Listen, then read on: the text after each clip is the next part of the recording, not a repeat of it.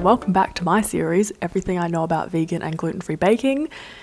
Episode 1, we've done zero orientation. Feel free to go back and watch that to give a bit of context where I lay the groundwork of why I have any authority to talk about this topic. I don't really have any spoilers, but I guess it's context to why I'm interested in this field and give you the sort of structural framework for what I found that works. So in episode 1 today, we're talking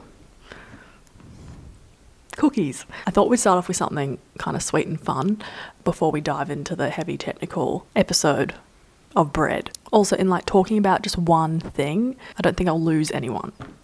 So in the past, before doing any sort of deep technical dive, my go-to way of making them was sort of similar to It's Liz Miu's recipe, which is very detailed. I'll link it below, very helpful, super yum. My only hang up with cookies that mainly use chickpea flour is that something happens with the sugar and the butter. They sort of caramelize into a very taffy-like, almost caramel-like texture. And my personal favorite type of cookie, the one I'm really aiming for, not that I've ever had one of these, but I guess it's like a Subway situation. I want something that's thin, that's crispy around the edges but chewy in the middle and stays that way for multiple days, not just you whisk it out of the oven. It's great in the first like half hour, but then becomes a crunchy sort of praline situation. Oh yeah, future Phoebe from later in the video is also remembering the sort of internet Pinterest type peak cookie of Liv B is also visually what I was hoping to achieve. And the type of cookie that I've ended up with is along those lines, hooray! But I guess it's more appropriate for like a bakery catering situation, not necessarily the home cook, because you can go down a very straightforward minimal ingredient route. And these don't have huge amounts of ingredient, but the flour and fat sort of makeup of these cookies is a bit more specific and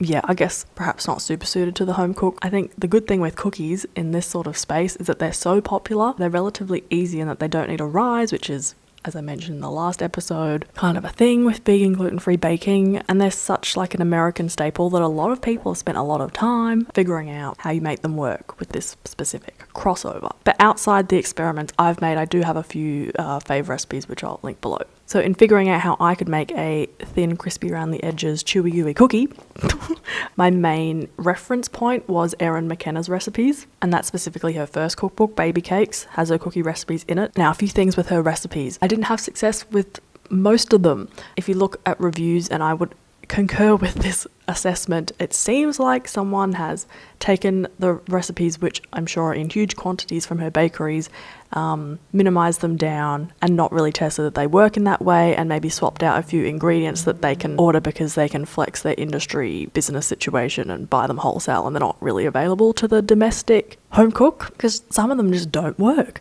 But they're a great resource to learn from and pinch elements to use in your arsenal.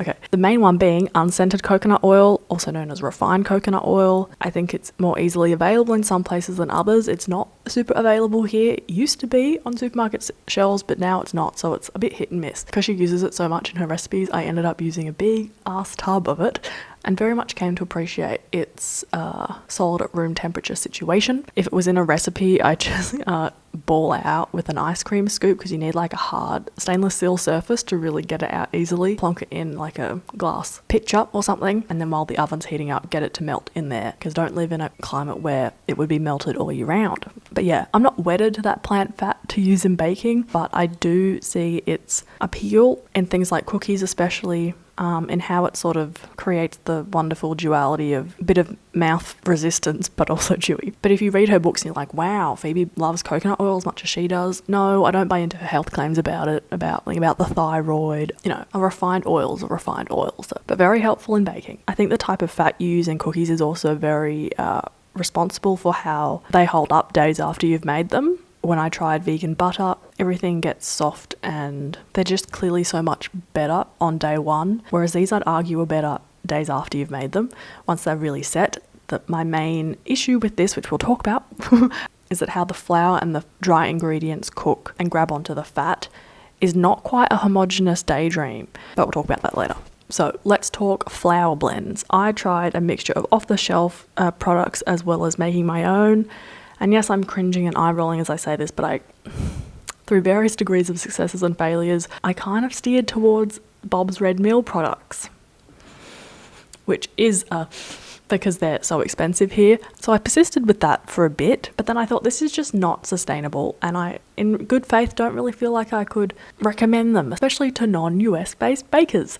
So it's two of their products that were catching their attention: the Bob's 1-to-1 baking flour and the all-purpose baking flour mix.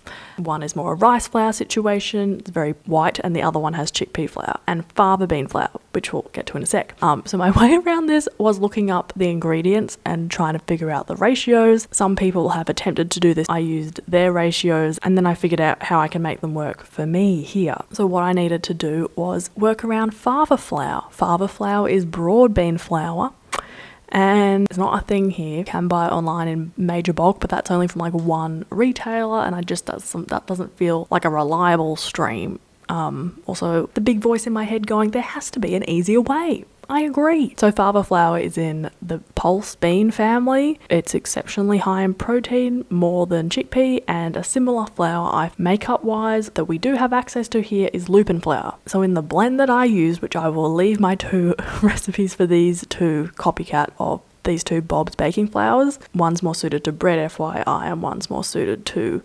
baking, although these cookies use the more bread chickpea flour type mix. Where was I going with this? The only thing with lupin flour, I mean, I don't find it to be an issue, and hopefully people know this, so you can just mark it as an allergen and move on, is that lupin flour does kill some people. Yeah. Which is really sad because it's a really beautiful plant. It's one of those spire type plants, and it's beautiful, and that's just irritating. It's not just me who's finding lupin flour to be quite helpful in certain situations. Like, there's a certain brand of gluten-free products that in all their bread mixes, flour mixes, they use it, and it produces exceptional textured results. So it's not like it's illegal, it's just a bit of an inconvenience that you've got to flag with people. So without further ado, let me take you through what I made yesterday, which was the closest form of the ideal type of cookie that I've reached. It's not perfect. I'll talk about the slight little issues that I'm still troubleshooting in a secchi. So this is my chocolate chip cookie, and also my favourite flavour, salted double chocolate and mandarin cookies. Cue montage. Woo! I'm a really messy note taker when it comes to recipe developing, so you're more than welcome to try and decipher the scroll on this original Erin McKenna recipe. But yeah, it lives more in my head at this point. Super unhelpful, I know. I needed to make a fresh batch of my sort of copycat all-purpose baking flour. It is in cups, like in mass at this point, which is frustrating. I needed to convert it to grams so it's more accurate and just less fuss of flaff to make. But yeah, we've got chickpea flour, then potato starch, sorghum and tapioca. And that was unscented coconut oil, to which I was adding the two sugars I was using today, which was caster sugar and coconut sugar, some applesauce, a good pinch of salt, and a healthy dribble of vanilla. Stir that together and the oil will eventually amalgamate with the sugar. You've just got to be patient until it looks a little caramel-like. If you don't mix it enough, then your cookies will be extra oily. Flaxseed meal, what have we got there? Xanthan gum, bit of baking soda, and I was adding my flour mix, whisking that together. You'll see it's a little more runny than your average cookie dough. That's why we set it, but it's not necessary to set it. I then separated out half of it and added cocoa powder and a hefty handful of chopped mandarin zest. Then I also added lots of chocolate chip. Then to the other mixture, which we're just making regular, so I added a bit more flour along with the chocolate chips. And I put those bowls both in the freezer so the mixture would set. And then once everything was hard, I just scooped out little ballfuls, shaped them with my hands and put them on lined baking paper, ensuring that they had plenty of wiggle room to spread. And then the last little final extra crucial flourish is flaked sea salt, so definitely do that. Then it was baking time, and I cooked these at a low temperature, just 160 for about 10 minutes. Let them sit on the trays for a little bit before using a little spatula to pop them on some drying racks. And that's them.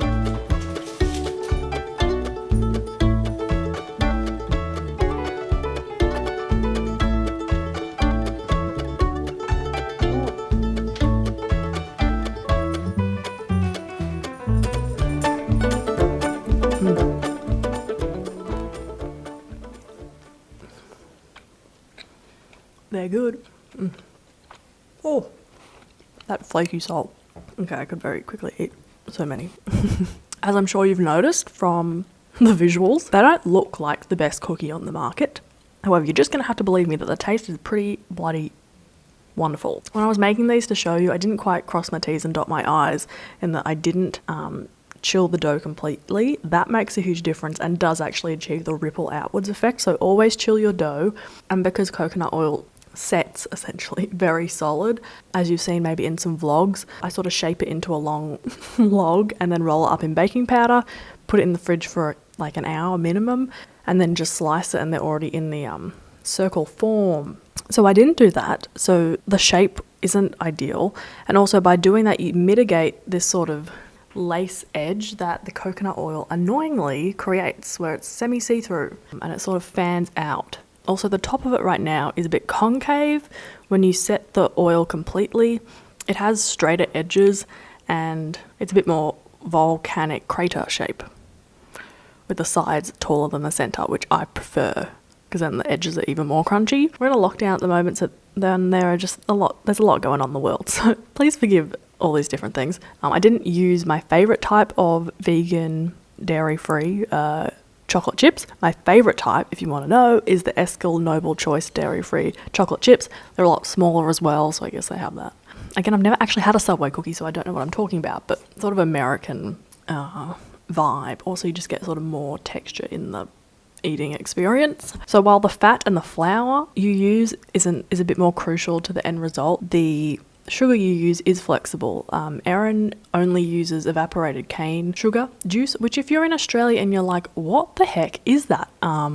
It's 3 things that are available at major supermarkets. It's either Demerara, or however you pronounce that one, Rapadura, or Panela sugar. They're all, like they say it on the little blurb on the packet, evaporated cane juice. I've tried them. That works really well. I think the sugar I'm sort of set on, because it's similar to that, but way cheaper, is a raw sugar in which the crystals are quite fine, which depends on the brand you use rather than any specific subtype of raw sugar. Yeah, it has the OG sort of sugar taste is there. It just doesn't give you quite the same headache. I would love the look of these to be less ripply on the bottom and at the sides. Even with that chili method, I feel like we could still go a level up. So I'm gonna experiment further with these, trying Nativa butter because that is the best sort of vegan butter we have access to here and is firmer and sets more firmly at room temperature than your sort of margarine type vegan butters like Nuttelex. I might even try a mix of unscented coconut oil and vegan butter, but that's really the last hang up with these. Flaky salt, I just whack it on all different flavour types of these. The choc mandarin is just, it's so much more tropical and fruity than orange. Oh, it's good, and it's just such a nice little surprise. Like, it's the last flavour you're left with, and it's beautiful.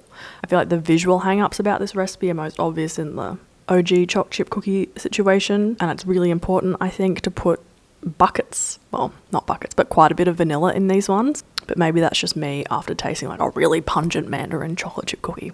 I might also experiment with adding a bit of almond meal into the biscuit, even though that would mean they're no longer nut-free, just because Liz references in her recipe that helps with a crackly top. And if we want to tick all the boxes, then that would be kind of cool. Oh, they're just so good. I'm probably just being my own worst critic, but I know the visuals of these are going to underwhelm some people, but you've really just got to like trust me that they're so Moorish. Also, side note, which we'll talk more about in cakes, but cacao really does something wonderful with gluten-free baking. Like, things just work better or something, because texturally wise they're just a bit better than the OG ones. Yeah, hopefully I'll have an actual answer, read that by the time we get to the cake episode. Yum. I wish I could pass a choc mandarin cookie through the screen to you, but thank you for watching. I hope you learnt a thing or two, and I'll see you in our next episode all about gluten-free bread. Whew.